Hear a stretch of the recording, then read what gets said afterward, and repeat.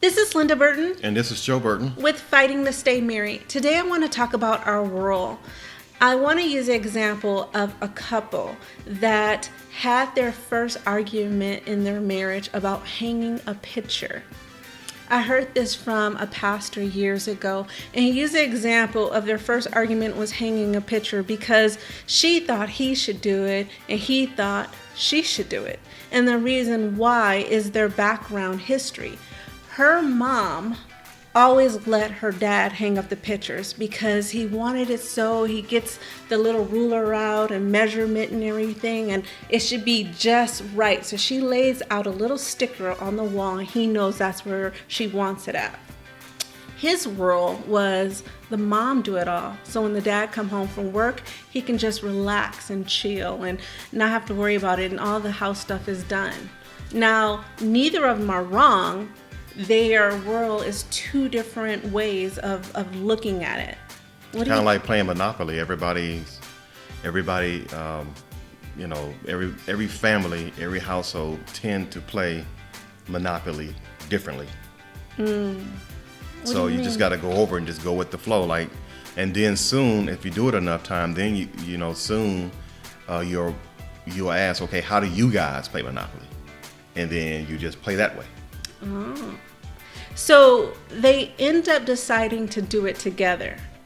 But if you really think about it, now when they have kids, what are their kids going to expect for their marriage to look like?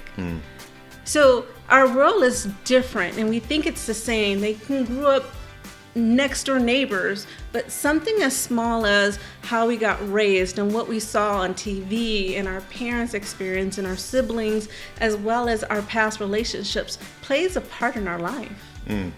It's really hard to truly know someone until you actually live with them and through time. I know with me, I hate conflict.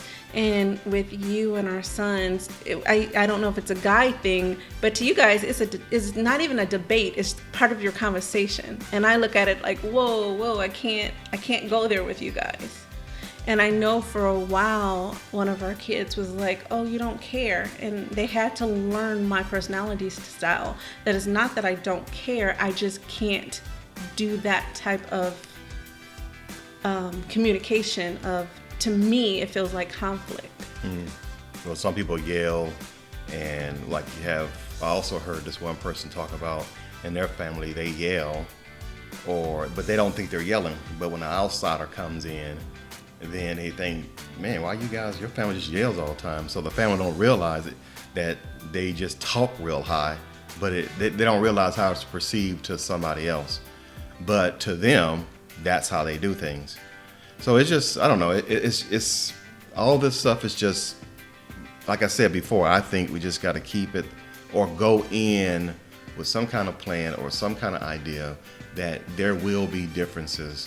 And before you make your judgment, look at it, look at the family, watch the family, and then you probably get a better understanding. Yeah. Then you won't be so judgmental. And then maybe you won't have those problems or those issues that tend to seep up. But if you do have those issues and they seep up, you know how to deal with it now. Yeah, but the best way I see is giving another example of I teach in class is there's a couple and this guy is saying he wants his child to be homeschooled. He doesn't want his wife to drive. He doesn't want her to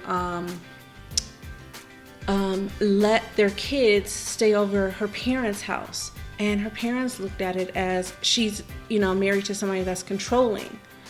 And they went to counseling and they took time to learn his timeline, learn his lifestyle, and found out that he was molested. That's why he doesn't want his kids over anybody else's house. He was teased and had a lot of different things going on at school that he dropped out in 11th grade. And he doesn't want his kids to go through that. And he got in a serious car accident that someone passed away right before he got his license on the freeway at night. And once his wife knew that, which wouldn't have came out in a normal conversation. Normally a normal conversation would go, why don't you want me to drive? And he would say something, and she would say, you're so controlling. And it never gets to the point of the root of, I'm afraid, I'm scared, I don't want you to hurt, I care about you, I love you. And it stays on the surface. Once they went to counseling and talked about it, they learned how to compromise. They learned that she can drive, but he asked, could she not drive at night and on the freeway? Because of course that's where it happened at. And she can, the kids can go to public school, but if there's any problems, they're going to handle it that day or the very next morning, that the kids come first with their education and making sure everything goes smooth at school. And then the last thing was spending a night over other family member house. They agreed when the kids was old enough to speak and explain what's going on. So it was able to they were able to solve those problems. But if they didn't take the time to find the root of why he felt that way, it would have been just surface and it couldn't see it. Instead, it was starting to be he's controlling, or maybe he's turning into, someone that wants to keep the family sheltered, or whatever it may be that her family was looking at. But at that same time, if you look at it, if her family is thinking that, most likely her side of the family been through that. And that's why they couldn't see that side. Because he couldn't see, why do you think I'm abusive? Well, if it was abuse on her side of the family, maybe those was the signs from somebody that they saw being abused of keeping the family away. So it can look one way until you get into that person's world to see what they've been through, to really understand why they do what they do and why they're requesting this. It's kind of hard to really solve the problem, to know what's going on if you don't take the time to get to the root instead of just staying at the surface of the problem. In this case, it's just taking the time to hear, why do you want the kids, and why do you want me to homeschool? Why? Why do you want me not to drive? But if you take the time to really look into your partner's world, see how they feel, what they've been through, and what's going on. And even though you hear the same story over and over again about whatever life situation they went through as a kid, it means something. And maybe instead of saying, oh, I already heard that story from you, make them go deeper. Ask them to go deeper, should I say. Ask them to go deeper. I know you told me this story before, but why is it still on your mind? Or why is that? Because if we're repeating it for a reason. We're trying to let something out. And what is it? Sometimes it's deeper than that story. Sometimes it's an emotion, a feeling, or some type of hurt. Or the pain is still there, and they're trying to express the pain to let it go. And they're trying to find the right word or meaning. So sometimes we say the same thing over and over again because we want somebody to get it, and they're not getting it. So a lot of problems then, I think, situations or tension can be solved just by good communication, good listening. And then for those bigger things, then you might need somebody to come in and help you, like a counselor or whoever it might be. But, yes. And no prejudgment. But if you really think about it, that's all the counselors do.